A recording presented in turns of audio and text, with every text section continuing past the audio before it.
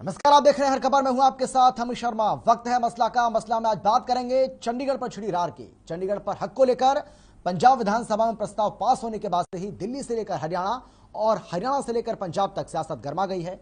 एक बार फिर से चंडीगढ़ पर पंजाब और हरियाणा आमने सामने हैं। पंजाब के प्रस्ताव के जवाब में अब हरियाणा सरकार ने भी विधानसभा का विशेष सत्र बुलाया है, जिसमें चंडीगढ़ को लेकर प्रस्ताव पास किया जा सकता है।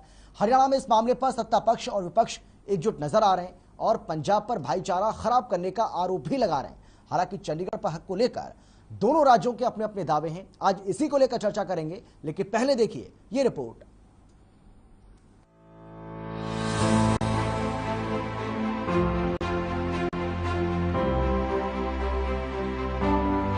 चंडीगढ़ पर हक को लेकर पंजाब विधानसभा में प्रस्ताव पास होने के बाद से ही दिल्ली से लेकर हरियाणा और हरियाणा से लेकर पंजाब तक सियासत गर्मा गई है। एक बार फिर से चंडीगढ़ पर पंजाब और हरियाणा आमने सामने हैं। पंजाब के प्रस्ताव के जवाब में अब हरियाणा सरकार ने भी विधानसभा का विशेष सत्र बुला लिया है, जिसमें चंडीगढ़ को लेकर प्रस्ताव पास किया जा सकता है। वहीं हरियाणा की सभी राजनीतिक पार्टियां इस मामले पर एकजुट हो गई हैं। आज पूर्व मुख्यमंत्री भूपेश सिंह हुड्डा ने दिल्ली में विधायक दल की बैठक बुलाई। हालांकि यहाँ भी कांग्रेस की गुटबाजी फिर से खुलकर सामने आ गई। जहाँ हुड्डा दिल्ली में बैठक कर रहे थे तो वह प्रदेश अध्यक्ष कुमारी सैलजा चंडीगढ़ में बैठक कर रही थी। अभी एक दिन पहले, 2 दिन पहले जो पंजाब में हुआ, पंजाब की आप पार्टी ने एक प्रस्ताव पारित किया जो कि बिल्कुल असंवैधानिक, गलत, पंजाब के लोगों को बरगलाने वाला और हरियाणा के अधिकारों पर कुठाराघात करने वाला था। पंजाब सरकार ने चंडीगढ़ को लेकर जिस तरह से अपना हक जताया है, कांग्रेस पार्टी इसकी घोर निंदा करती है। दूसरी बात जो है सतलज यमुना लिंक कैनाल की, वो भी अपने आप में बहुत महत्वपूर्ण है। उसके लिए भी हम लोग मांग करते हैं, क्योंकि ये बहुत समय से लंबित ये मुद्दा चला आ रहा है। 2016 में सुप्रीम कोर्ट ने, जो सर्वोच्च न्यायालय ने आदेश पारित किया, उसके बाद भी उसका क्रियान्वयन और संज्ञान वर्तमान मुख्यमंत्री ने, जबकि सर्वदलीय बैठक के उपरांत उस पर कोई ठोस कदम उठाने थे या उनको अवगत कराना था कि इसमें ये बाधाएं हैं। उसका जो क्रियान्वयन नहीं हुआ, उसमें प्रस्ताव था प्रधानमंत्री जी से मिलने का, तो या तो प्रधानमंत्री जी की तरफ से वो अवरोधक रहा तो स्थिति उस पर स्पष्ट की जाए। इतनी ये हम सब इसको कहना चाहते हैं और इसके लिए हम लोग सतत रूप से आज कहीं ना कहीं ऐसा महसूस होता है कि भारतीय जनता पार्टी और आपकी ये मिली भगत है, क्योंकि आज जो बढ़ती महंगाई है, ये बेरोजगारी है, उससे ध्यान बचाने के लिए ये सब चीजें मुद्दे लाए जा रहे हैं। आपको बता दें कि चंडीगढ़ पर अधिकार को लेकर पंजाब और हरियाणा में अक्सर तकरार रही है। अब फिर से ये बवाल चंडीगढ़ में केंद्रीय गृह मंत्री अमित शाह के दौरे के बाद हुआ। शाह ने चंडीगढ़ के कर्मचारियों पर केंद्रीय सर्विस नियम लागू करने का ऐलान कर दिया। अगले दिन इसका नोटिफिकेशन भी हो गया, जिसके बाद पंजाब में आम आदमी पार्टी की सरकार ने स्पेशल सेशन बुलाकर विधानसभा में प्रस्ताव पास कर दिया और अब हरियाणा सरकार ने भी विशेष सत्र बुलाकर पंजाब को जवाब देने की तैयारी कर ली है। ब्यूरो रिपोर्ट, हर खबर।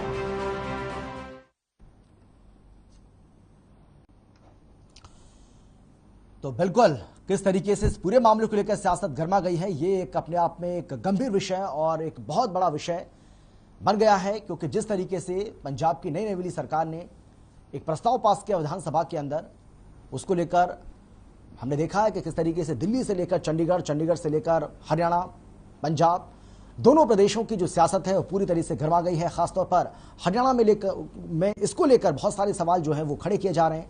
और सवाल इसलिए भी खड़े किए जा रहे हैं क्योंकि इस तरह एक तरफा फैसला जो पंजाब सरकार की ओर से लिया गया है, इसको लेकर यह कहा जा रहा है कि पंजाब सरकार को ऐसा फैसला नहीं लेना चाहिए था, क्योंकि जितना हक पंजाब का चंडीगढ़ के ऊपर पंजाब का है, उतना ही हक हरियाणा का भी चंडीगढ़ के ऊपर हक बनता है। और वहाँ की जो संपत्तियां हैं उसमें अगर 60% हिस्सा अगर पंजाब का है तो उसमें 40% हिस्सा हरियाणा का भी है। और इसीलिए अगर छोटे भाई को छोटे भाई की तरह ट्रीट किया जाए तो ज्यादा बेहतर होगा, लेकिन ऐसा देखने को नहीं मिल रहा है। ये आरोप यहां पर लगाए जा रहे हैं।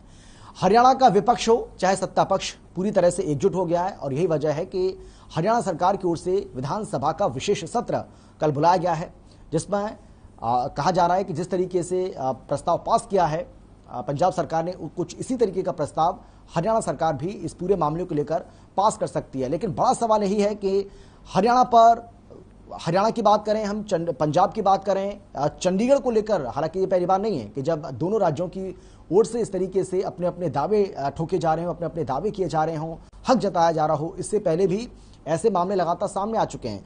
और अगर हम ऐसे प्रस्तावों की बात करें तो पंजाब विधानसभा में इससे पहले भी ऐसे प्रस्ताव लगातार सामने आ चुके हैं। 6 बार ऐसे प्रस्ताव सामने आ चुके हैं, यानी कि ऐसा पहली बार नहीं है जब पंजाब विधानसभा में इस तरीके का कोई प्रस्ताव लाया गया हो। इससे पहले भी 6 बार ऐसे प्रस्ताव लाए जा चुके हैं।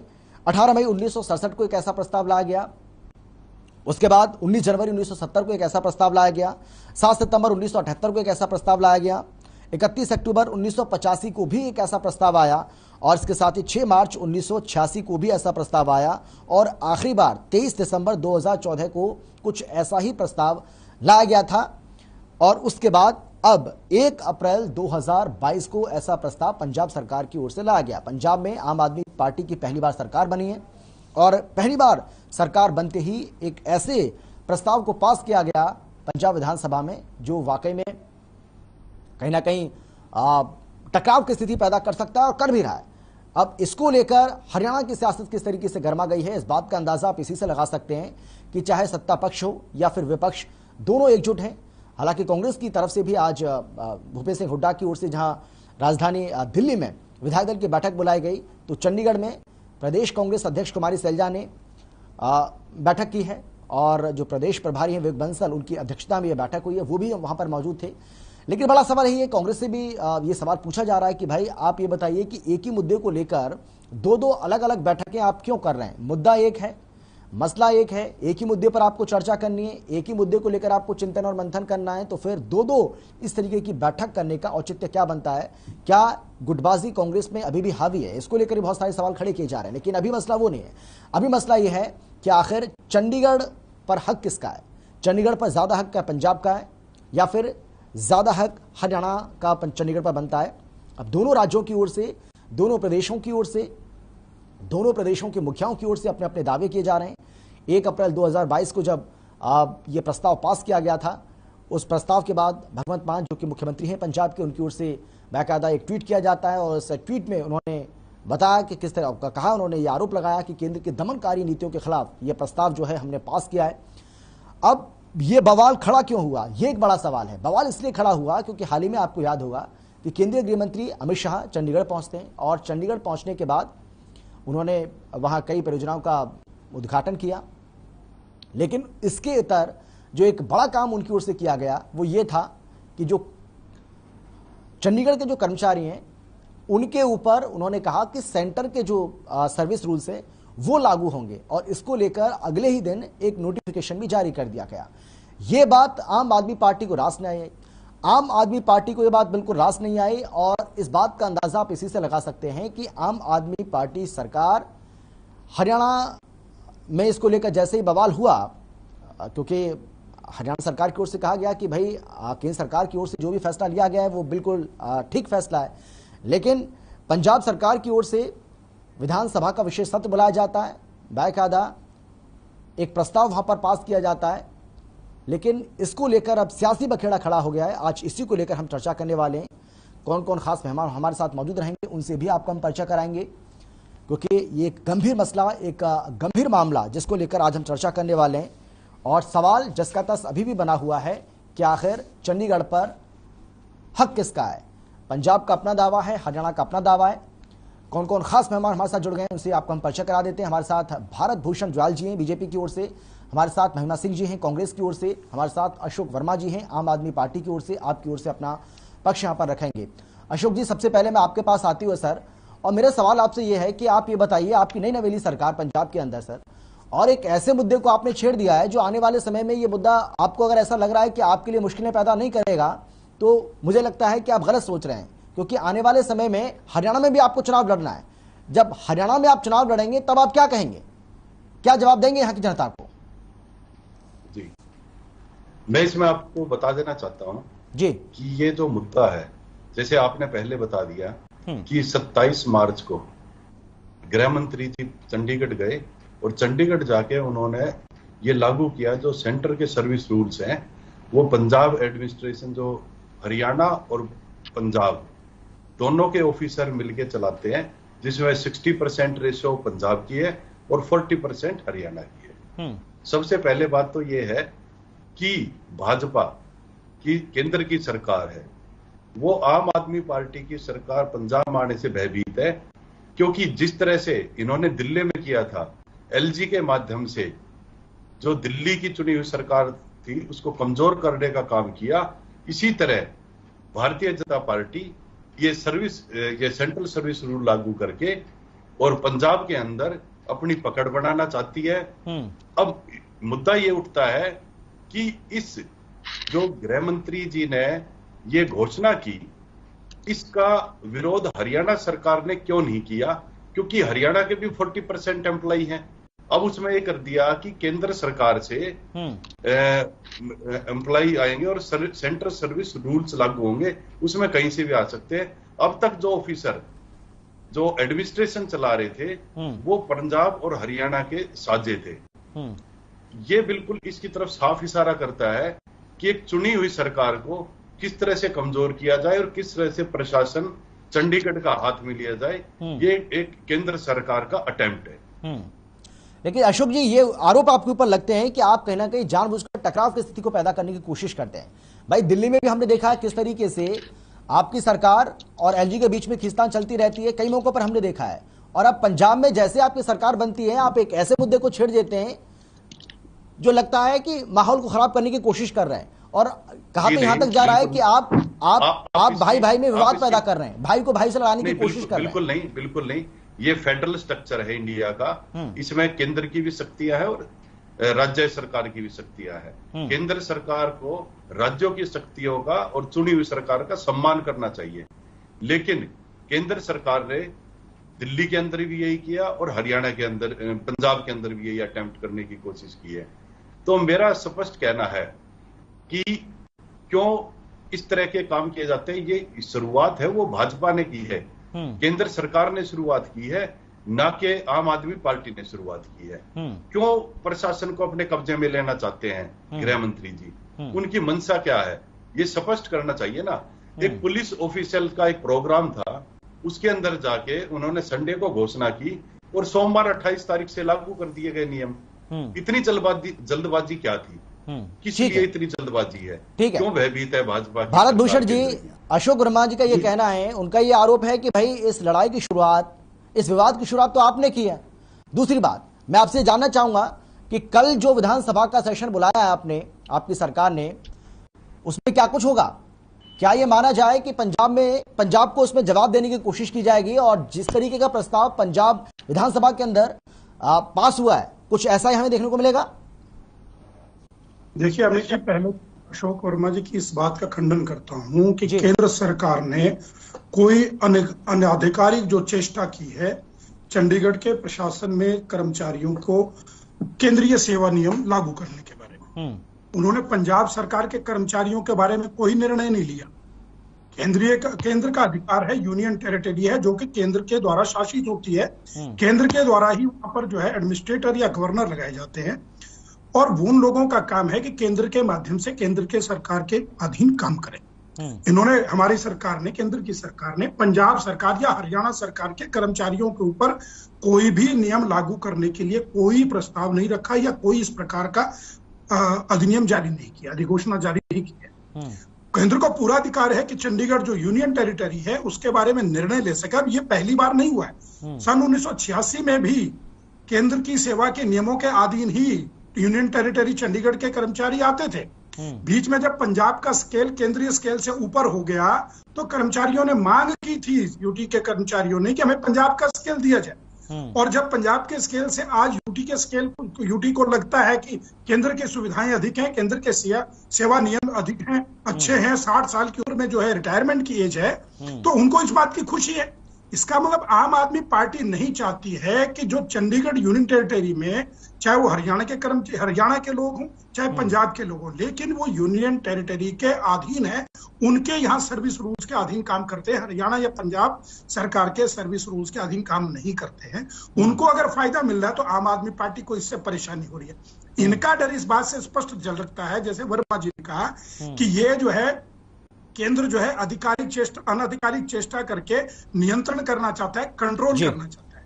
पंजाब को कंट्रोल नहीं कर रहा है, यूनियन टेरिटरी को कंट्रोल करना उसका अधिकार क्षेत्र में है, और वो एक कर्मचारियों को फायदा देने का काम कर रही है। कोई नुकसान नहीं कर, कुछ विड्रॉ नहीं कर रही है, कुछ एड अप करने जा रही है। तो डर तो आपको लग रहा है। भारतीय जनता पार्टी को आम आदमी पार्टी से किसी प्रकार का कोई डर नहीं है। मैं उदाहरण देना चाहूंगा, जिस प्रकार त्रेता युग में रावण ने मारीच को स्वर्ण मृग बना करके जंगल में भेजा और सीता जी के पास भेजा, और सीता जी जो है एक आम स्त्री जो है लोभित होकर के चली गई कि राम जी से कहा कि ये स्वर्ण मृग है, मुझे पकड़ करके ला के दो। इसी प्रकार से पंजाब की जनता ने इस स्वर्ण मृग रूपी मारीच, जो कि भगवंत मान के रूप में सामने आए हैं, उस मारीच को पहचानने में धोखा खा लिया, स्वर्ण मृग समझकर मृग तृष्णा में फंस गई है। इसका परिणाम 2-3 महीने, 2-4 महीने, 6 महीने, साल भर में आ जाएगा। सबको पता लग जाएगा कि ये सोने का मृग था या मारीच था, जो हमें लोग लुभावनी बातें करके छल करके ले गया। फिर आपने ये प्रश्न किया कि कल जो विधानसभा का विशेष सत्र हरियाणा प्रदेश ने बुलाया, हरियाणा ने, वो उस पर क्या होगा?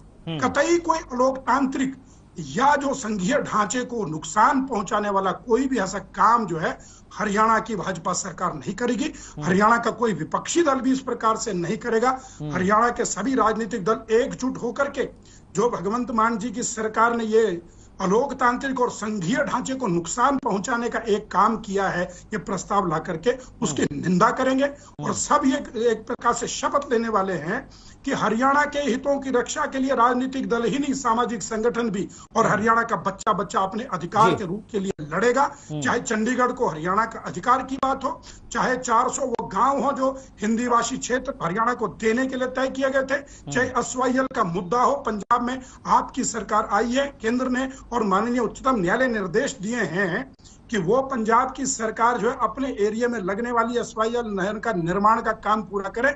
इन सभी मुद्दों पर हरियाणा की जनता एकजुट होकर आवाज उठाएगी।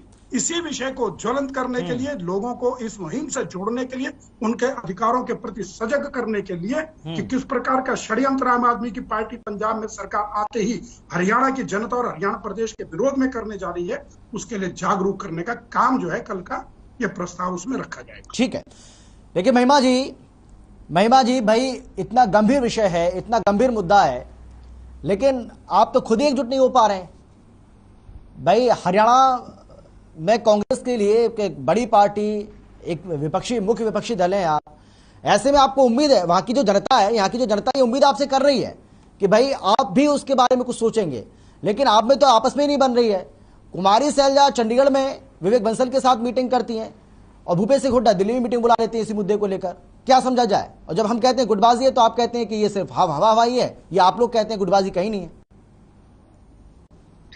आपकी बात का जवाब बाद में दूंगी अमित जी, और जरूर दूंगी, लेकिन उससे पहले मैं ये जरूर कहूंगी कि आज का मुद्दा जो होना चाहिए चर्चा का, और 24 घंटे और 7 दिन और जितनी भी चर्चा की जाए वो कितनी कम होगी, वो है महंगाई। लेकिन उस महंगाई से ध्यान हटाने के लिए ये जो नीतिगत मुद्दा उठाया है भाजपा और आम आदमी पार्टी ने मिलकर के, घी खिचड़ी हैं दोनों, एक ही सिक्के के दोनों पहलू हैं, कोई फर्क नहीं है। You scratch my back, I scratch yours का बिल्कुल सटीक उदाहरण है भाजपा और आम आदमी पार्टी। और यदि ऐसा नहीं है तो आगे चर्चा में आप आम आदमी पार्टी के प्रवक्ता से जवाब इस बात का लीजिएगा कि जब जीएनसीटीडी एक्ट पास हो रहा था तब वो उनके मुख्यमंत्री ने अरविंद केजरीवाल ने नहीं, मुझे आप एक बात बताइए महिमा जी, पंजाब की ओर से जो प्रस्ताव पास किया गया है, नहीं मुझे आप एक बात बताइए, आप बोलिए महिमा जी, लेकिन मैं ये आपसे जानना चाह रहा हूँ, आपने बहुत बड़ी बात की है भाई, आप कह रहे हैं तो इसका मतलब ये माना जाए कि कांग्रेस पार्टी के लिए कोई मामला ही नहीं है ये। अगर आप ये कह रही हैं कि महंगाई से मुद्दा भटकाने के लिए इसको मुद्दा बनाया जा रहा है, यानी कि कांग्रेस पार्टी ये मानती है कि महंगाई आज देश का और प्रदेश का सबसे बड़ा मुद्दा है, ये मुद्दा ही नहीं है। अमित जी, आप बहुत सुलझे हुए संचालक हैं और संचालक का कार्य है सवाल पूछकर जवाब पूर्ण होने देना। हाँ नहीं, और मैं पूरा मौका दूंगा, बोलिए। बात को दोहराया नहीं, मैंने एक ही बात दोहराई नहीं, बोलिए। मैं अपनी बात सिलसिलेवार तरीके से बोल रही हूँ और अभी तो आपके सवाल का जवाब नहीं दिया मैंने, उस पे आने दीजिए। मैंने पहले दोनों प्रवक्ताओं को सुना है और मेरा इस समय ये जवाब देना उचित होगा कि देखिए, ये घी खिचड़ी जैसा मैंने कहा, ये बिल्कुल ठीक है। और आज की हमारी बैठक में भी इसी प्रस्ताव को पारित किया गया है कि अभी भाजपा के प्रवक्ता ने एसवाईएल के मुद्दे की बात उठाई और खुद ये स्वीकार किया कि सर्वोच्च न्यायालय ने 2016 के अंदर इसके ऊपर फैसला दिया था। सवाल आज ये उठता है कि क्या प्रधानमंत्री ने आज तक मुख्यमंत्री को समय नहीं दिया एसवाईएल के मुद्दे पर मिलने का, या फिर मुख्यमंत्री ने पहल ही नहीं की उनसे मिलने जाने की? क्योंकि सर्वोच्च न्यायालय का जो फैसला है वो साफ साफ तौर पर यह बोलता है कि दोनों प्रदेश के मुख्यमंत्री मिलकर के प्रधानमंत्री से इस बात पर चर्चा करेंगे या केंद्र सरकार से चर्चा करेंगे और फिर उसका एक मसला और एक समाधान निकालेंगे। जब भी कोई बात होती है क्रेडिट लेने की, तो ये डबल इंजन की सरकार करके बहुत खुश होते हैं, लेकिन जब एसवाईएल की बात आती है या बीबीएमबी के ऊपर अभी जो संशोधन किए गए हैं वो बात आती है, तो ये डबल इंजन की सरकार का सिंगल इंजन भी फेल हो जाता है। अब मैं आपकी बात पर आती हूँ, जो आपने कहा कि ये पार्टी के अंदर की जो आपने बात कही, आपकी समझ अपनी जगह शायद उचित होगी और हर व्यक्ति को अधिकार है अपनी अपनी समझ रखने का। हमारी पार्टी के अंदर की जो अपनी प्रोटोकॉल है और हम किस तरह से अपनी प्रेजेंस को मल्टीप्लाई करते हैं, क्योंकि नेता थोड़े होते हैं और कार्यकर्ता बहुत। विधायक दल पार्टी का एक हिस्सा है, वहीं कार्यकर्ता दूसरा हिस्सा है। जहां चंडीगढ़ में कार्यकर्ताओं के साथ मिलकर एक प्रस्ताव को पारित किया गया, वहीं विधायक दल की बैठक में बैठ के कल के जो विशेष सत्र रखा जा रहा है उसकी नीति बनाई गई। तो देखिए, पार्टी के अंदरूनी विषय हैं और उनको लेकर के मैं न्यूज चैनल पर बैठ के बात नहीं करना चाहूंगी। मेरी बात पूरी हो गई, अब आप आगे। लेकिन इसका संदेश सही नहीं जाता है ना, इसका संदेश तो बहुत गलत जाता है आम जनता के बीच में। भाई, उनको ये लगता है कि आपके बड़े नेता एकजुट नहीं हो पा रहे हैं किसी भी मामले को लेकर, तो वो सरकार के सामने क्या बात रखेंगे अपनी? अमित जी, संदेश तो चुनाव के नतीजे आते ही पेट्रोल बढ़ने का सही नहीं जाना चाहिए। संदेश तो लगातार गैस के जो प्राइसेस बढ़ रहे हैं उसका सही नहीं जाना चाहिए। संदेश तो उज्ज्वला योजना में जो सिलेंडर खाली घरों में रखे हैं उसका सही नहीं जाना चाहिए। संदेश तो बीबीएमबी में जो संशोधन किए गए और मुख्यमंत्री ने कहा कि मैंने कहा था प्रधानमंत्री से, फिर भी उन्होंने मेरी बात नहीं सुनी, उसका सही नहीं जाना चाहिए। संदेश तो यदि इस पर बात करने लगेंगे कि किसका संदेश क्या जाता है, देखिए, लोकतंत्र है, हर व्यक्ति को अपना अपना मतलब निकालने का, किसी भी बात में से क्या अर्थ निकालना है वो उसके लिए स्वतंत्र है। अब आपके चैनल के अंदर ही बहुत से ब्यूरो चीफ होंगे, ब्यूरो चीफ थोड़े होते हैं और जर्नलिस्ट ज्यादा होते हैं। ब्यूरो चीफ को जितना ज्यादा जगह रहकर कवरेज कर सके उतना कवरेज करनी होती है। उसी तरह पार्टी के अंदर नेता ज्यादा होते हैं और अकेले भूपेंद्र सिंह हुड्डा जी ही नहीं, बहुत से विधायक वहां थे। कुछ विधायक यहाँ शैलजा जी के साथ मौजूद थे और ये पार्टी की नीति के तहत जिस प्रकार से हमें उचित लगेगा अपनी बैठकों को करना, हम उस प्रकार से बैठकों को करेंगे।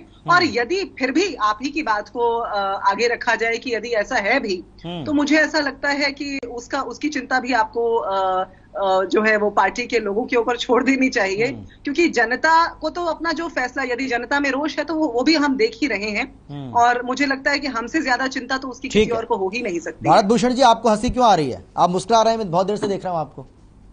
मुझे इस बात में मुस्कुराहट आ रही है कि स्वयं अभी महिमा जी ने मान लिया कि कुछ विधायक शैलजा जी के साथ थे और कुछ विधायक हुड्डा जी के साथ थे। इन्होंने ये भी बात कही कि पार्टी में नेता ज्यादा होते हैं, कार्यकर्ता थोड़े होते हैं। अब वास्तविक राजनीतिक दल में तो कार्यकर्ता अधिक होते हैं और नेता मेरे विचार से बहुत कम होते हैं, जिनके दिशा निर्देश पर काम होता है। चलिए, इनका आंतरिक मामला है, हम इस बात को इसी बात पे हंसी में छोड़ देते हैं कि कांग्रेस पार्टी का आंतरिक मामला है। लेकिन जो बात महिमा जी ने अभी कही, इन्होंने कहा कि चर्चा महंगाई पर होनी चाहिए, ये इसलिए कह रही हैं क्योंकि 6 बार विधानसभा में इसी प्रकार का प्रस्ताव कांग्रेस पार्टी भी लेकर आई थी। कांग्रेस ने आज तक ये बात स्पष्ट नहीं की। आज कर दीजिए महिमा जी स्पष्ट, क्या आप मानती हैं कि चंडीगढ़ पे पूरा अधिकार पंजाब का है, हरियाणा को कोई अधिकार नहीं है? क्या आप मानती हैं कि जब केंद्र में कांग्रेस की सरकार रही है, हरियाणा में भी कांग्रेस की सरकार रही है, पंजाब में भी कांग्रेस की सरकार रही है, तब आपने एसवाईएल मुद्दे पर कोई निर्णय नहीं लिया, तब नहर क्यों नहीं खुदवाई? क्या आज आप ये कहना चाह रही है कि आम आदमी पार्टी आज सरकार में आ गई है तो एसवाईएल के मुद्दे को अब उठ जाना चाहिए और आपके समय पर नहीं उठना चाहिए था? क्या आप ये कह रही है कि जो आम आदमी पार्टी ने प्रस्ताव पारित किया है कि चंडीगढ़ पे पूरा अधिकार पंजाब का है, वो सही है? अगर इन 3 बातों में आप आम आदमी के पास पार्टी के साथ खड़ी हैं, तो हरियाणा में भी आपका जो वर्जन है इस विषय को लेकर के वो स्पष्ट स्पष्ट हो जाता है कि आप चाहते हैं कि चंडीगढ़ पंजाब को मिल जाना चाहिए। लेकिन भारत भूषण जी, आरोप आपके ऊपर ये भी लग रहा है, भारत भूषण जी आपके ऊपर ये भी आरोप लग रहा है कि भाई आपकी सर्वाइव उत्तर देने का समय दीजिएगा। हाँ बिल्कुल बिल्कुल, पूरा मौका मिलेगा महिमा जी, पूरा मौका मिलेगा। देखिए महिमा जी ये तो बात माने कि अभी से पहले, आम आदमी से पहले जो सरकार रही है कांग्रेस की रही है, तो कांग्रेस की सरकार के समय पे क्या माननीय मुख्यमंत्री हरियाणा प्रदेश ने तत्कालीन जो पंजाब के मुख्यमंत्री, और ये बात सही है, मैं आपकी बात से इसलिए भी सहमत हूं, चर्चा नहीं की। भारत भूषण जी मैं आपकी बात से इसलिए भी सहमत हूं कि ये बात सही है, कांग्रेस की सरकार इस पर पहल करती, पंजाब कांग्रेस इस प्रस्ताव का समर्थन कर रही है और हरियाणा कांग्रेस इस प्रस्ताव का विरोध कर रही है। ये बात बिल्कुल सही है आपकी। महिमा जी चलिए जवाब ले लेते हैं, उसके बाद मैं अशोक जी के पास जाऊंगा। अमित जी 10 सेकंड लूंगी और 2 ही बातें कहूंगी। पहली बात तो ये, मुख्यमंत्री ने विशेष सत्र कल बुलाया है और हम आज प्रस्ताव पारित कर चुके हैं। प्रस्ताव पूरे मीडिया में हर जगह छप चुका है, उसमें साफ जाहिर है हमने क्या प्रस्ताव पारित किया, पूरी कांग्रेस पार्टी के कार्यकर्ताओं ने नेताओं के साथ मिलकर के। और दूसरी बात ये कि अभी एसवाईएल के मुद्दे की बात की, तो क्या क्योंकि कांग्रेस ने नहीं किया, क्या ये डिफेंस है भाजपा के प्रवक्ता का सर्वोच्च न्यायालय के फैसले की अवमानना करने का? ठीक है, लेकिन भारत भूषण जी देखिए एक लाइन अमित जी, एक लाइन चलिए बोलिए। पर भी भारतीय जनता पार्टी की सरकार माननीय उच्चतम न्यायालय के जो निर्णय है, जो उसका सुझाव है, उसकी अवमानना नहीं करती है। माननीय मुख्यमंत्री हरियाणा प्रदेश मनोहर लाल खट्टर जी ने तत्कालीन पंजाब के मुख्यमंत्री कांग्रेस सरकार से उनसे समय लिया था और वार्ता भी हुई, जो कि वार्ता विफल हुई। वार्ता विफल इसी बात पर हुई थी उस समय भी कि जो माननीय उच्चतम न्यायालय ने कहा है कि दोनों पक्ष बैठ करके बात करें, और निर्णय क्या है, जब निर्णय ये खुला आ चुका है कि अपने हिस्से का जितनी नहर पंजाब को बनानी है उसका निर्माण करें, और उसके बाद जल के बारे में उसके बाद बात हुई, लेकिन पहले नहर का निर्माण करें।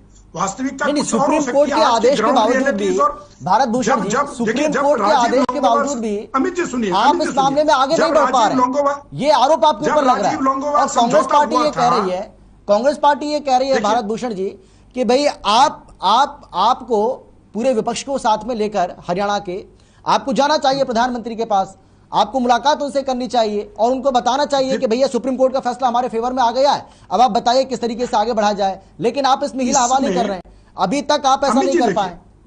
अमित जी देखिए, हरियाणा प्रदेश की कांग्रेस हो, चाहे अन्य विपक्षी दल हो, और चाहे हरियाणा की भाजपा हो, सभी चाहते हैं कि एसवाईएल का पानी हरियाणा को मिलना चाहिए। बिल्कुल कह दे महिमा जी की नहीं मिलना चाहिए। अगर चाहते सब है लेकिन सिर्फ राजनीति करते हैं। मैं क्या कह रहा हूं, सुनिए साहब, मैं यही तो दिक्कत है, चाहते सब है लेकिन राजनीति कर रहे हैं। भाई आपसे राजनीति थोड़ी हो रही है, एसवाईएल के मामले पर दशकों से राजनीति हो रही है और सिर्फ राजनीति होती है, वोट हासिल किए जाते हैं इसके नाम पर, पूरा कोई नहीं कर पाया। बात तो रखने दीजिए अमित जी, प्रश्न करके उत्तर तो सुन लीजिए। बोलिए आप। मैं ये कह रहा हूं कि जब हरियाणा कांग्रेस भी इस बात के लिए तैयार है एसवाईएल का पानी हरियाणा को मिलना चाहिए, तो क्या हरियाणा प्रदेश की कांग्रेस ने कभी केंद्रीय कांग्रेस नेतृत्व से यह कहा कि पंजाब की कांग्रेस को हिदायत दीजिए कि अपने हिस्से के नहर का निर्माण करें और हरियाणा को हरियाणा का पानी देने का काम करें? माननीय प्रधानमंत्री जी से हरियाणा प्रदेश के मुख्यमंत्री मिले, चाहे पूरा विपक्षी दल मिले, अंततः गत्वा जो है, मेरी बात होगी तो मैं जा सकता हूं। मैं आ रहा हूं अशोक जी, चाहे आज साहब बात अपनी पूरी कर ले, उसके बाद मैं आपके पास लौट रहा हूं। मैं आ रहा हूं आपके पास। एक्सप्लेनेशन मुझे देना था और ये आरोप के ऊपर आरोप लगाए जा रहे हैं। नहीं मैं आ रहा हूं आपके पास। जी बोलिए जॉय साहब, बोलिए जल्दी से। जॉय साहब अपनी बात पूरी कीजिए, उसके बाद मुझे जाना है अशोक जी के पास। मैं अंत में यही कहना चाहूंगा कि जो पिछली वार्ता विफल हुई है माननीय मुख्यमंत्री हरियाणा प्रदेश और माननीय मुख्यमंत्री पंजाब सरकार के बीच में, वो विफल इसी बात पर लेकर के हो गई कि वो आगे बढ़ना नहीं चाह रहे हैं। उस जो बैकलॉग है उसको तोड़ने का, जो बैरियर उसको तोड़ने का, अगर वो आगे बढ़े तो इसका हल तो आराम से निकल सकता है। उनके एरिया में जो नहर का एरिया पड़ता है उसका कंस्ट्रक्शन तो पंजाब ही कराएगा ना, हरियाणा तो जाकर के कर नहीं सकता। वो पंजाब की ड्यूटी है, अपने ड्यूटी को निभाने के लिए एक कदम आगे बढ़े, आगे फिर केंद्र सरकार ने क्या करना है, हरियाणा सरकार को क्या करना है, उस पर विचार विमर्श करके आगे बढ़ेंगे। लेकिन समाधान की ओर बढ़े तो सही, पार्ट ऑफ द प्रॉब्लम न बनकर पार्ट ऑफ द सोल्यूशन बनने का प्रयास करिए तो निश्चित रूप से निकलेगा। हम आशा करते हैं कि एसवाईएल के मुद्दे पे आम आदमी पार्टी अपने पुराने स्टैंड से पीछे हटेगी, केजरीवाल जी के स्टैंड से, कि हरियाणा प्रदेश को उस पर कोई अधिकार नहीं। इनका कहना था चुनाव के समय पे एसवाईएल के पानी पे पूरा पंजाब का अधिकार है, ये आम आदमी पार्टी का वर्जन क्लियर हो गया था चुनाव में। ठीक है, लेकिन अशोक जी आपकी अग्नि परीक्षा आने वाले समय में और ज्यादा होगी। भाई आप तो ऐलान कर चुके हैं कि आप हरियाणा में चुनाव लड़ेंगे। अगर आप यहाँ पर चुनाव लड़ेंगे, पंजाब में आपकी सरकार होगी, तो सर बहुत सारे सवालों को आपको जवाब देना पड़ेगा। आपको एसवाईएल को लेकर जवाब देना पड़ेगा, चंडीगढ़ को लेकर तो जवाब आप दे रहे हैं, आने वाले समय में और जवाब देना पड़ेगा कि इसको लेकर जब आप यहां चुनाव लड़ेंगे तब आप क्या कहेंगे भाई। और जो 400 गांव की बार बार बात यहां पर की जा रही है कि जो हिंदी भाषी क्षेत्र है उसको लेकर आपका क्या स्टैंड रहेगा? बहुत सारी ऐसी चीजें हैं जो आने वाले समय में आपको परेशान करेंगी। बिल्कुल बिल्कुल, मैं आपको बता देना चाहता हूं जी कि पिछले समय में कई दशकों से ऐसा रहा है कि केंद्र में भाजपा की सरकार रही है और पंजाब के अंदर भी अकाली समर्थित भाजपा सरकार रही है, और इसी तरह से केंद्र के अंदर कांग्रेस की सरकार रही है और हरियाणा के अंदर भी कांग्रेस की सरकार रही है। लेकिन दोनों पार्टीज ने मिलके जो पंजाब और हरियाणा के जो मुद्दे थे उनके ऊपर कभी संजीदगी से विचार नहीं किया।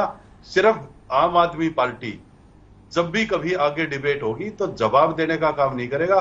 आम आदमी पार्टी के जो काम है वो जवाब देंगे आपको। और दूसरी बात ये, अब महिमा जी बता रहे हैं कि हमें इनकी पार्टी में 2 गुट है 3 गुट है, उससे कोई मतलब नहीं लेना देना। लेकिन एक बात का जवाब इनको देना पड़ेगा कि जो पंजाब में कांग्रेस के विधायक हैं वो जो आज 7वां रेजोल्यूशन पास किया उसके समर्थन में खड़े हुए थे, और यहाँ टीवी डिबेट में बैठ के या चंडीगढ़ में शैलजा जी प्रेस कॉन्फ्रेंस के करके कह रही हैं कि हम इस रेजोल्यूशन का विरोध करते हैं। और दूसरी बात यह है, इससे पहले 23/12/2014 को माननीय मुख्यमंत्री प्रकाश सिंह बादल थे और उस टाइम गुरदेव सिंह जुदन जी ने प्रस्ताव रखा था और इसी तरह का रेजोल्यूशन पास हुआ था। तब हरियाणा के अंदर भाजपा की सरकार बन चुकी थी, तब इन्होंने उसका विरोध क्यों नहीं किया उस टाइम? क्योंकि अकाली और भाजपा समर्थित सरकार पंजाब के अंदर थी।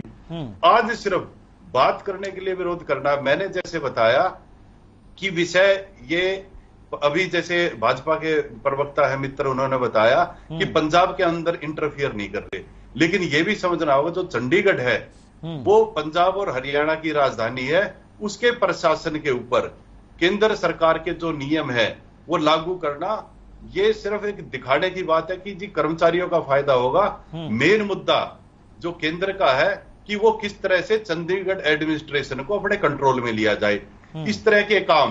क्योंकि पिछले भी आप समय में देखेंगे कि भाजपा की केंद्र की सरकार 2014 से इस तरह से किया है।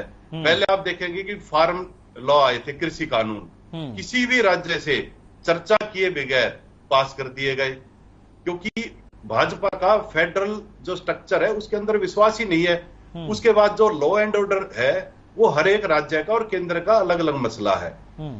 केंद्र राज्य अपना सक्षम है पूरा लॉ एंड ऑर्डर मेंटेन करने के लिए, लेकिन भाजपा ने क्या किया, केंद्र के अंदर एक अनलॉफुल एक्टिविटी प्रिवेंशन एक्ट लेके आ गए, जिसके तहत विपक्षियों को दबाने के लिए और उनके केस लेकिन अशोक जी को रेफर कर दे। अशोक जी, मैं ये कह रहा हूं आपसे, आप लगातार हरियाणा से पानी मांगते रहे दिल्ली के लिए कि भाई पानी दीजिए, पानी दीजिए, पानी दीजिए। अब मुख्यमंत्री मनोहर लाल कह रहे हैं कि अगर आपको पानी चाहिए तो पहले आप पानी हमें दीजिए। अब तो आपकी सरकार है पंजाब में, वहां से आप पानी हमें दे दीजिए, हम आपको पानी दे देंगे। मैं बताता हूं, अभी भाजपा आम आदमी पार्टी की सरकार बने हुए पंजाब के अंदर 1 महीना भी नहीं हुआ है। अगर जो कोई भी मुद्दे हैं पंजाब और हरियाणा के, वो बैठ के और समन्वय से सुलझाए जाएंगे और उसमें केंद्र सरकार का भी हस्तक्षेप जरूरी है। खाली ये नहीं है कि आम आदमी पार्टी की सरकार है और जो सारे फैसले हैं या जो सारी समस्याएं हैं सिर्फ पंजाब सरकार हल कर सकती है या आम आदमी पार्टी की सरकार। आम आदमी के पार्टी के पास कोई जादुई चिराग नहीं है जो जिन रगड़ा और मिनटों में। जब आपकी दशकों से सरकारें थी, आपने इन मुद्दों का हल क्यों नहीं किया? आज टीवी डिबेट में बोलने के लिए बहुत अच्छा जी आम आदमी पार्टी की सरकार क्या कर रही है। 1 महीना नहीं हुआ, उससे पहले होली वाले दिन मतलब बड़ा एक हंसी का विषय है, भगवंत मान जी होली की बधाई देने के लिए गए तो माननीय मुख्यमंत्री मनोहर लाल जी ने उनसे पहले ही दिन पानी मांग लिया। भाई वो किसी और मकसद से और विषय पे गए हैं, लेकिन आप उनको 3 दिन शपथ लिए हुए नहीं थे जी पानी दो। सर 1 महीना भी आपको हुआ नहीं, आपने खुद ही बताया 1 महीना भी आपने हुआ नहीं और चंडीगढ़ पर आपने दावा ठोक दिया। तो भाई ये तो आपके ऊपर ही लागू होता है ना, उसका कि आपने इतने गंभीर विषय को आते छेड़ दिया 27 तारीख को, और वो क्या पानी भी नहीं मांगे आपसे? माननीय गृह मंत्री जब आप भाई आप उनसे पानी मांगेंगे दिल्ली के लिए, अगर आप उनसे पानी मांगेंगे तो वो तो कहेंगे ना कि मैं पानी आपको तभी दे सकता हूं जब आप मुझे देंगे। मैं बता देता हूं आपको, जिस तरह से 27 तारीख संडे को पुलिस ऑफिसर के एक फंक्शन के अंदर माननीय गृह मंत्री जी अमित शाह जी ने जिस तरह की घोषणा की है, उस तरह से वो चंडीगढ़ का प्रशासन अपने कब्जे में लेना चाहते हैं। और ठीक है, मैं समझ गया सर के ऊपर। ठीक है अशोक जी, आ रहा हूं मैं आपके पास। महिमा जी एक विषय है कि माननीय मुख्यमंत्री मनोहर लाल खट्टर जी उस विषय के ऊपर चुप है कि जो हरियाणा का फेडरल स्ट्रक्चर है, क्योंकि अगर जो उसमें नियम लागू होते तो हरियाणा का जो 40% रेशो है एम्प्लॉई का, अब जैसे भाखड़ा ब्यास मैनेजमेंट बोर्ड है उसके अंदर भी क्या कर दिया इन्होंने, पहले जो उसके मैनेजमेंट के अंदर जितने भी ऑफिशियल आएंगे वो पंजाब और हरियाणा सरकार के ऑफिसर्स होंगे। अब इन्होंने कह दिया कि केंद्र के कहीं से भी आके उस बोर्ड को मैनेज करेंगे। ये किस तरह से, ये जो एसेट है साझा है, ये पंजाब एंड हरियाणा की है, इसके ऊपर केंद्र क्यों कब्जा करना चाहती है और क्या डर है कि वो चंडीगढ़ प्रशासन को अपने काबू में करना चाहती है। ठीक है, लेकिन महिमा जी जो अशोक जी बड़ी बात कह रहे हैं, जो सवाल मैंने पहले भी आपसे किया था, आपने शायद जवाब नहीं दिया उसका, कि भाई आपका इस पूरे मामले को लेकर हरियाणा कांग्रेस का कुछ और स्टैंड है, पंजाब कांग्रेस का कुछ और स्टैंड है। पंजाब में आप इसका समर्थन कर रहे हैं प्रस्ताव का, लेकिन इसी प्रस्ताव का हरियाणा में आप विरोध कर रहे हैं, तो लोगों को समझ नहीं आ रहा कि कांग्रेस पार्टी का स्टैंड क्या है। अमित जी, मेरी तो जानकारी में देखिए मैं हरियाणा की प्रवक्ता हूं, उस प्रोटोकॉल से हरियाणा के अंदर हरियाणा के मुद्दे की डिबेट कर रही हूं और हमारा जो स्टांस है वो बिल्कुल क्लियर है और आज प्रस्ताव पारित करके उसे स्पष्ट किया जा चुका है और उसके मुताबिक आज जैसे कि माननीय अध्यक्षा कुमारी शैलजा जी ने साफ तौर पर कहा है कि 1 इंच भी 1 मिलीमीटर भी पंजाब को फालतू लेने नहीं देंगे और इस तरह की बात को बर्दाश्त भी नहीं करेंगे। जो आम आदमी पार्टी हरियाणा के अंदर आने के सपने संजो रही है, मुझे लगता है कि इस पूरे मुद्दे पंजाब में भी आपको सपने दिखता था उनका, पंजाब में भी आप सपना कहते थे कि ये हसीन सपने देख रहे हैं, लेकिन वो सपना साकार कर दिखाया उन्होंने। महिमा जी, उन्होंने वो सपना साकार कर दिखाया है, वहां भी आप हल्के में ले रहे थे। संचालक महोदय से प्रतिक्रिया से ज्यादा उम्मीद है कि आप जवाब सुन लें, प्रतिक्रिया भी दे दें उसके बाद। नहीं, जवाब तो मैं सुन ही रहा हूं, लेकिन फिर देखिए आप मुझसे बेहतर समझते हैं अमित जी कि समय ओवरलैपिंग में बहुत खराब हो जाता है। मैं अपनी बात रखती हूँ और दूसरे के बारे में नहीं बोलती हूँ। मैं ये कह रही थी कि इससे इन्होंने बहुत बड़ी खाई खोद ली है हरियाणा में अपने लिए। बहरहाल 2 सवाल मेरे जहन में है। एक सवाल मैंने पहले बारी में पूछा था जिसका जवाब आम आदमी पार्टी के प्रवक्ता ने नहीं दिया कि ये बात जो पंजाब के अंदर केंद्र के द्वारा हस्तक्षेप की कर रहे हैं, इन्होंने और इनके नेता ने, इनके राष्ट्रीय संयोजक ने दिल्ली की विधानसभा में GNCTD एक्ट के बदले क्या कर लिया, कौन से ऐसे कदम उठा लिए जिससे वो GNCTD एक्ट को रोक पाए। इनकी नूरा कुश्ती वहां भी नजर आई और यहां भी नजर आ रही है। दूसरा सवाल मेरा भाजपा के प्रवक्ता से है, जिन्होंने बहुत ही बड़े अच्छे तरीके से तरतीब से ये बताया कि कांग्रेस के लोग इकट्ठा होकर राहुल गांधी जी के पास जाते और फिर SYL मुद्दे पर समय लेते, पंजाब के जो लोग हैं वो पंजाब सरकार जाती, जबकि जो सरकार, सवाल ये है और ध्यान से सुन लें भाजपा प्रवक्ता और उसका जवाब दें, जो सरकार चंद घंटों में 370 को निरस्त कर सकती है, देश के सबसे पुराने सबसे बड़े मुद्दे को, वो सरकार आज तक सर्वोच्च न्यायालय के द्वारा स्पष्ट फैसला दिए जाने के बावजूद कोई कदम, कोई ठोस कदम, ठोस तो छोड़िए कोई हल्का कदम भी क्यों उठा नहीं पाई। ठीक है, जवाब ले लेते हैं। ज्वाल साहब जवाब दीजिए। जी देखिए, पहले तो मैं वर्मा जी की बात का जवाब देना चाहूंगा, फिर महिमा जी का। वर्मा जी ने अभी कहा कि केंद्र की सरकार चंडीगढ़ एडमिनिस्ट्रेशन को अपने हिसाब से चलाना चाहती है, तो क्या वर्मा जी यूनियन टेरिटरी को चलाने का अधिकार पंजाब सरकार के पास है क्या? पंजाब सरकार चलाएगी कि यूनियन टेरिटरी चंडीगढ़ का एडमिनिस्ट्रेशन कैसे चले, उन लोगों के चंडीगढ़ के जो कर्मचारी, उनका सेवा नियम कैसे हो, उनका प्रशासन किस तरीके से चले। नेचुरली ये अंडरस्टूड है कि वो केंद्र के अधीन है, केंद्र के द्वारा वहां पर चाहे एडमिनिस्ट्रेटर हो, गवर्नर कहीं किसी केंद्र शासित प्रदेशों में लगे, उनके निर्देशन पर, उनके दिशा निर्देश पर काम करने के लिए बाध्य होते हैं, ये नियमों के अधीन है। आप ये चाहते हैं कि पंजाब की सरकार चंडीगढ़ का एडमिनिस्ट्रेशन चलाए, ये फेडरल सिस्टम के खिलाफ है। आप ये गलत बात कह रहे हैं, बार बार इसी चीज को कह रहे हैं। मैं आपकी बात का उत्तर दे रहा हूं, शायद आप समर्थन में होंगे इस बात के कि केंद्र सरकार के अधीन है चंडीगढ़ यूनियन टेरिटरी और उस पर चलाने का, उस पर काम करने का, उसके बारे में निर्णय लेने का अधिकार पंजाब की सरकार या हरियाणा की सरकार को नहीं है। दूसरी बात महिमा जी अभी कह रही थी कि मैंने कहा भी राहुल गांधी जी के पास जाते पंजाब की सरकार, पंजाब की कांग्रेस नहीं। मैंने ये कहा कि राहुल गांधी जी सोनिया गांधी जी के पास नहीं, महिम के पास जाती, युवराज के पास जाती कि महाराज युवराज, हमारे हरियाणा प्रदेश को पानी चाहिए और पंजाब का बड़ा भाई पानी नहीं दे रहा है, वहां पर भी अपनी पंजाब की सरकार है, बड़े भाई वहां पर हैं, तो हरियाणा को हरियाणा के हिस्से का पानी बड़े भाई से दिला दीजिए। आप तो राजमाता हैं, आप युवराज हैं, दिलवा दीजिए हमें। और दूसरी बात, महिमा जी जो बार बार कह रही हैं कि भारतीय जनता पार्टी ने क्यों कुछ नहीं किया, तो माननीय उच्चतम न्यायालय ने ऐसा आदेश नहीं दिया। उन्होंने एक सुझाव दिया था कि दोनों प्रदेश की सरकारों को मिलकर के इस पर निर्णय लेना चाहिए, और केंद्र की सरकार ने अगर धारा 370 निरस्त की है तो वो जनमत के बहुमत के आधार पर की है। अगर आपको इस बात से पीड़ा है तो चैनल पे साफ कहिए कि धारा 370 हटाने के बाद जो है कांग्रेस अति दुखी है। नहीं, लेकिन ज्वाला साहब, मुझे तो ऐसा लग रहा है उनको पीड़ा नहीं है। उन्होंने तो इसमें तो वो तारीफ कर रही है आपकी कि भाई आपने एक झटके के अंदर धारा 370 को हटा दिया। पीड़ा झलक रही है, इसमें तो ऐसा लग रहा है कि वो तारीफ कर रही है। मैं इसीलिए मुस्कुरा रहा था कि उनकी पीड़ा झलक रही है। धारा 370 हटने के बाद उनको नहीं लगता था, उनको नहीं चाहिए था कि धारा 370 हटे, मुस्लिम तुष्टीकरण होता रहे। वो इस बात के हमेशा समर्थक रही हैं, आज भी वो इसी बात की समर्थक हैं। लेकिन मैं आज भी कह रहा हूं कि अब चाहे आम आदमी पार्टी की सरकार है, अभी वर्मा जी ने अच्छी बात कही कि अभी तो 1 महीना नहीं हुआ हमें सरकार बनाए हुए, हम बैठ करके ऐसे विषयों पर जो हरियाणा और पंजाब के आपसी मसले हैं उन पर बैठ करके बड़ी गहनता से विचार करेंगे, हल की तरफ बढ़ेंगे। लेकिन मैं ये भी कहना चाह रहा हूं कि वर्मा जी, अगर इतनी बात जैसे अभी अमित जी आपने स्वयं कही, अगर इतनी संजीदगी से आप हरियाणा और पंजाब के मसलों को सुलझाना चाहते हैं तो ये मसला एकदम क्यों खड़ा कर दिया? खाली ये बहाना बना करके, खाली नंबर बटोरने के लिए, खाली नाम बटोरने के लिए, कि प्रचार अपना करने के लिए, कि देखो कि आम आदमी पार्टी ने आते ही पंजाब के फायदे के लिए क्या कर दिया कि चंडीगढ़ का अपना एकाधिपति पत्र जो है वो स्थापित करने का प्रयास कर दिया। तो इस प्रकार से आप जो है, अब आपको पता है कि जिन मुद्दों के आधार पे, जिन आकांक्षाओं के आधार पे अपने पंजाब में जो चुनाव जीता है, जो लॉलीपॉप आपने दिखाए, जो सोने का मिर्ग आपने दिखाया था, अब लोग उसके पीछे दौड़ेंगे तो पता लगेगा ये मारीच था, ये सोने का मिर्ग नहीं था। उस विषय से हटने के लिए आपने इस विषय को छेड़ दिया कि पंजाब की जनता को शायद नए मुद्दे को ला करके ऐसी प्रकार से कुछ मुद्दा खड़ा कर दिया जाए ताकि उन मुद्दों से जिनको पंजाब की जनता अब आपसे मांगने वाली है, उन अपेक्षाओं, उन आकांक्षाओं के विरुद्ध ना जा करके आपसे ये बात पे आपके पीछे लाम बंद हो जाए कि हाँ पहले चंडीगढ़ ले लेंगे, फिर जाकर के पूछेंगे कि फ्री की बिजली कहाँ है, फ्री की एजुकेशन कहाँ है, फ्री का स्वास्थ्य कहाँ है, फ्री का राशन कहाँ है, हर सुविधाएं जो फ्री में देने की बात हुई है वो कहाँ है। वो मुद्दे छूट जाए और पंजाब में एक प्रकार का उन्माद खड़ा कर दिया जाए, वो नहीं होने वाला है।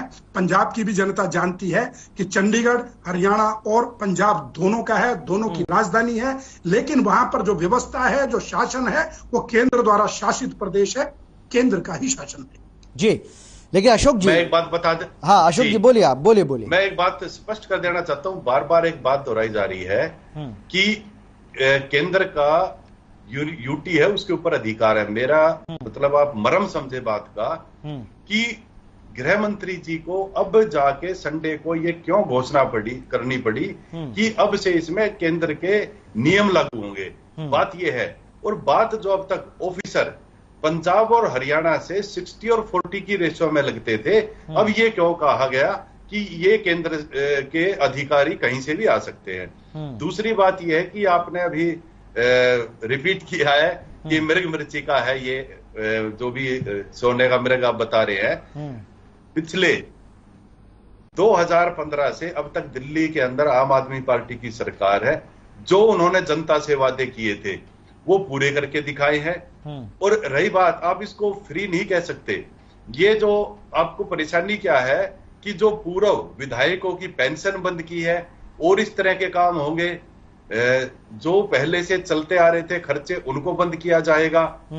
और पहले आम आदमी पार्टी जो आप फ्री बात कर रहे हैं, वो जनता के लिए एक सुविधा है। जो सुविधा एमएलए एमपी फ्री में ले रहे हैं, उसको फ्री क्यों नहीं कहते? भाजपा के प्रवक्ता ये बता दे कि क्या इनके मैनिफेस्टो के अंदर पंजाब के अंदर फ्री बिजली का नहीं था? क्या यूपी के अंदर इन्होंने नहीं कहा? क्या इनको फ्री का? क्योंकि जनता विश्वास किसके ऊपर करती है? जो डिलीवरी दे चुका होता है और जो अपने वादे के ऊपर खरा उतरता है। नहीं, लेकिन एक बात बताइए, चलिए मुद्दे पर आते हैं। मैं ये जानना चाह रहा हूं आपसे अशोक जी, जो ज्वाला साहब भी कह रहे हैं और ये सवाल मैंने भी आपसे किया है, भाई मैं ये जानना चाह रहा हूं कि आप कह रहे हैं कि हाँ कुछ अगर मुद्दे हैं हरियाणा पंजाब के बीच में तो उनको मिल बैठकर हम सुलझा लेंगे आने वाले समय में।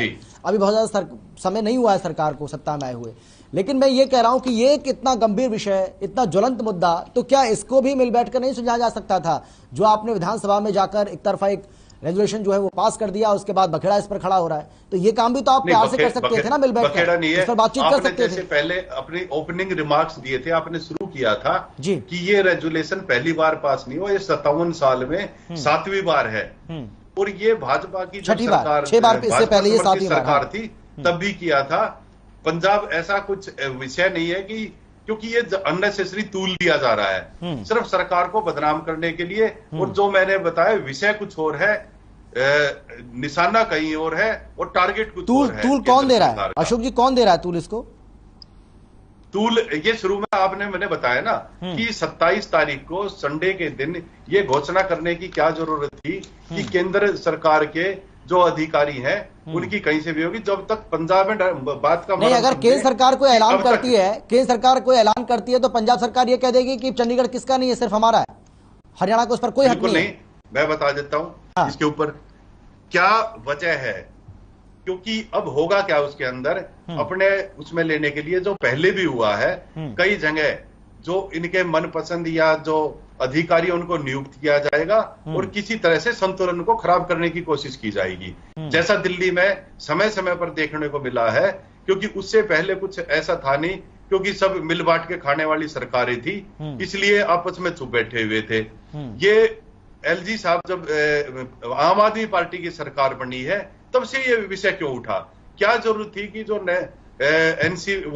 एसीबी थी, एंटी करप्शन ब्यूरो, जो दिल्ली सरकार के पास थी पहले से, वो क्यों छीन ली गई? तो कुछ मुद्दे हैं जिनको समझना होगा कि ये वजह क्या है इनके पीछे, क्योंकि जो इसके पीछे ये समझना होगा कि जो भारतीय जनता पार्टी है उसका टारगेट कुछ और होता है, दिखाती कुछ और है। ये भी इसी तरह का विषय है कि अब आने वाले समय में मेरी बात बिल्कुल सिद्ध होगी कि इसके ऊपर बिल्कुल संतुलन को खराब करने की कोशिश की जाएगी केंद्र के द्वारा।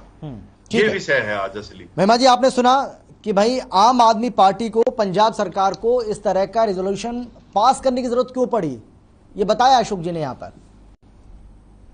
अशोक जी ने जो बताया, आम आदमी पार्टी के प्रवक्ता ने, उस बात के ऊपर जो भाजपा के प्रवक्ता पहले ही बोल चुके हैं, फॉर ए चेंज भाजपा के प्रवक्ता से मैं बिल्कुल सहमत हूं कि ये एक मृग तृष्णा पैदा करने की कोशिश आम आदमी पार्टी के द्वारा की गई। लेकिन साथ ही भाजपा इस तरह की तासीर से इतनी परिचित कैसे है अमित जी? क्योंकि भाजपा की खुद की रणनीति और संस्कृति यही है, वो महंगाई से लोगों को बरगलाने और उनका ध्यान हटाने के लिए रोज नए नए मुद्दे पैदा किए रखते हैं। तो ये जो नूरा कुश्ती है, जैसा मैंने पहले भी कहा था, ये दोनों की तरफ से बराबर चल रही है। लेकिन अभी थोड़ी देर पहले जब भाजपा के प्रवक्ता बात कर रहे थे, मुझे बहुत हास्यास्पद इसलिए लग रहा था क्योंकि महिमा जी, मैं अगर चलो एक बात, महिमा जी एक सवाल है, मेरा एक सवाल है, मैं आपको बीच में टोक रहा हूं उसके लिए माफी। मैं ये जानना चाह रहा हूं आपसे कि अगर बार बार आप इस बात पर जोर दे रही हैं कि भाई महंगाई के मुद्दे से ध्यान भटकाने के लिए इस मुद्दे को जबरदस्ती बनाया गया, तो भाई ये तो सिर्फ 2 राज्यों के बीच का मामला है, ये 2 राज्यों के बीच का मामला है, तो महंगाई का मुद्दा तो भाई वो तो नेशनल इशू हो गया ना, वो तो राष्ट्रीय मुद्दा है महंगाई का मुद्दा। ऐसा थोड़ी है कि महंगाई सिर्फ हरियाणा और पंजाब के अंदर है, महंगाई तो पूरे देश में और बराबर बढ़ रही है। तो अगर आपको ऐसा लग रहा है कि महंगाई के मुद्दे से ध्यान भटकाने के लिए सब किया गया है, तो फिर हरियाणा और पंजाब क्यों? ये तो पूरे देश के लिए कुछ ऐसा, कोई ऐसी बात निकल कर सामने आनी चाहिए। बाकी राज्यों में भी और क्या क्या वहां के मुद्दे चल रहे होंगे उसका तो मुझे बहरहाल ज्ञान नहीं है, लेकिन हमारे प्रदेश में निश्चित तौर पर ये जो कुछ भी हो रहा है, देखिए लगातार भाजपा की ये कोशिश रहती है और यही इनका तरीका भी है कि किसी न किसी तरह से, जैसे कि जो अभी बैठक भी हुई और जो अमित शाह जी का बयान भी है, कुछ ना कुछ ऐसा अमित शाह जी ने आके एक बयान दिया अचानक एक दिन, और उसके बाद आम आदमी पार्टी ने ये प्रस्ताव दे दिया। तो ये जो सारी चीज है, यदि कोई भी राजनीतिक विशेषज्ञ इसको देखेगा तो मुझे लगता है, मेरी बात से सहमत होगा कि ये एक प्रकार की नूरा कुश्ती की तरह से दिखाई दे रही है। लेकिन मैं एक बहुत अहम बात कहने जा रही थी अमित जी, कि थोड़ी देर पहले जब मैंने तर्क उठाया और जब मैंने 2 अहम सवाल उठाए, और जब मैंने, जैसा आपने सही कहा था, मैंने तो सराहना करते हुए कहा कि इतनी पावरफुल सरकार है, डबल इंजन की सरकार, और जब उन्होंने इतना ऐतिहासिक फैसला कर लिया तो फिर वो ऐसा क्यों नहीं कर पाए? तो देखिए, भाजपा के प्रवक्ताओं, प्रतिनिधियों के पास और पूरी भाजपा के पास जब तर्क खत्म हो जाते हैं तो वो अपनी ओछी टिप्पणी पर, व्यक्तिगत टिप्पणी पर आ जाते हैं। और खैर देखिए, कभी कभी वो सटायर की तरह, सार्काज्म की तरह होती है। जैसे अभी भाजपा के प्रवक्ता ने थोड़ी देर पहले जिस प्रकार के संबोधन दिए, 300 वर्ष पहले, मैं ये बात याद दिला दूं कि 300 वर्ष से जब भारत गुलाम था और 75 वर्ष पहले जब अंग्रेज भारत को छोड़कर गए, तो यहाँ रजवाड़ों और राजाओं को छोड़कर गए थे, जिनका सही तरीके से सफल समाधान नेहरू जी के नेतृत्व में कांग्रेस ने किया। और उसके बाद आज जब ये इस तरह के राजसी संबोधन हमें देख करके कांग्रेस का एक तरह की इमेज बनाने की कोशिश करते हैं पप्पू, युवराज, वो पुराने संबोधन हो गए हैं। भाजपा को अब कुछ नया ढूंढना चाहिए, जनता भी बोर हो गई है, क्योंकि हम तो जानते हैं हमारी संस्कृति और हमारी नीति क्या है, और इनके संबोधनों से हम राजमाता युवराज कहा उन्होंने, पप्पू तो नहीं कहा। युवराज, राजमाता, पप्पू, मैंने कहा वगैरह वगैरह, ये जो पुराने नाम हो गए हैं। उन्होंने अभी कहा पप्पू, ऐसा मैंने नहीं कहा, लेकिन युवराज और इस तरह के जो भी संबोधन ये बोलते हैं, राहुल गांधी जी तो उनकी आप सरलता देखिए, चर्चा कहीं और। ठीक है, आप बुलाते रहे जितना नाम बुलाने, मैं प्रेम पूर्वक, शांति पूर्वक अपना काम करता रहूं। समय बहुत ज्यादा बचा नहीं है महिमा जी, और इसीलिए बिल्कुल मैं अशोक जी की बात से सहमत हूँ कि मुद्दे पर हमें आना चाहिए। ज्वाल साहब। हाँ अमित जी, पहले तो मैं वर्मा जी की बात का उत्तर देना चाहूंगा। इन्होंने कहा भी जिसने परफॉर्म कर दिया हो, लोग उसकी तरफ जाते हैं, उस पर विश्वास करते हैं। मैं अमित जी आपको बताना चाहूंगा कि एक शिक्षा का क्षेत्र ये ले लीजिए, दिल्ली में नेशनल परफॉर्मेंस ग्रेडिंग में दिल्ली के स्कूल 32वें नंबर पे हैं राष्ट्रीय स्तर पर। दिल्ली में 24,500 टीचर्स की वैकेंसी खाली पड़ी है। दिल्ली में 22,000 जो गेस्ट टीचर्स हैं, उनकी सैलरी का मुद्दा कब से हुआ है? आप उनको सैलरी देने का वादा कर चुके हैं, लेकिन आपकी हालत जो अर्थव्यवस्था की हालत है उसके हिसाब से दे नहीं पा रहे। दिल्ली में 700 स्कूल ऐसे हैं जहां साइंस की स्टडीज नहीं कराई जाती, उनका फ्यूचर +1 +2 में साइंस की फैकल्टी में नहीं जा पाते। दिल्ली में 745 स्कूल ऐसे हैं जहां प्रिंसिपल नहीं है। दिल्ली में 418 स्कूल ऐसे हैं जहां पे अभी तक वाइस प्रिंसिपल नहीं है।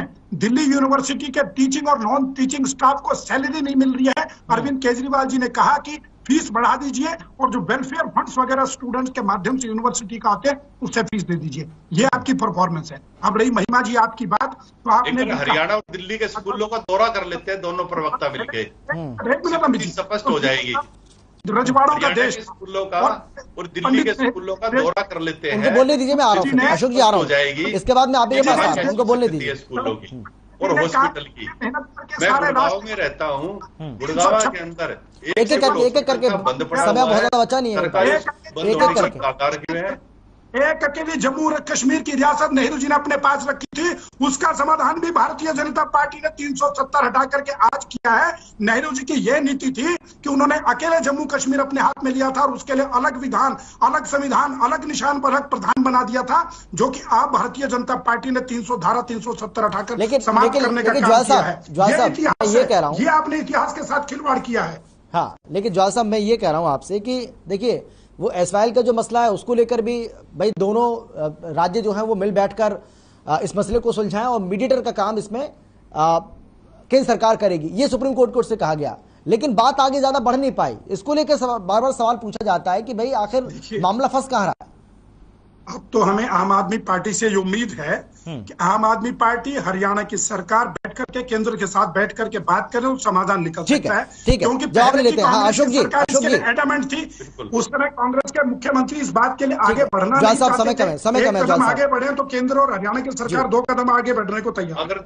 अशोक जी, अगर जो हरियाणा और सरकार, केंद्र सरकार और हरियाणा सरकार इस समस्या का समाधान करने के लिए अगर जो एक कदम बढ़ाती है, तो पंजाब सरकार 2 कदम बढ़ाने के लिए तैयार है। दूसरी बात यह है कि अभी महिमा जी ने 2 बार रिपीट किया है नूरा कुश्ती। इसमें आप मतलब कांग्रेस का एक आप दिवालियापन देखिए कि पंजाब के अंदर कांग्रेस के विधायक उसका समर्थन कर रहे हैं और हरियाणा के अंदर उस रेजुलेशन का विरोध किया जा रहा है। मेरी समझ से बिल्कुल परे है। ठीक है महिमा जी, आखिरी कमेंट आपका, आखिरी कमेंट। इसी को नूरा कुश्ती कहते हैं जी, इसी को नूरा कुश्ती है। नूरा कुश्ती हम ना कहें तो और क्या कहें। जीएनसीटीडी की बात पर जवाब नहीं दिया, एसवाईएल के अंदर सर्वोच्च न्यायालय की मामला का कोई जवाब नहीं दिया। चलिए, मेरे पास समय कम है। महिमा जी आपका, ज्वाल साहब आपका, अशोक जी आपका शुक्रिया इस चर्चा में शामिल होने के लिए, अपनी अपनी बात रखने के लिए। लेकिन कल ऐतिहासिक दिन है, कल एक बड़ा दिन है। विधानसभा के अंदर क्या कुछ होगा ये आपको हम जरूर बताएंगे, लेकिन सवाल अभी भी जस का तस बना हुआ है कि आखिर चंडीगढ़ पर हक किसका। फिलहाल इतना ही, छोटे से ब्रेक के बाद फौरन लौट रहे हैं। आप देखते रहिए हर खबर।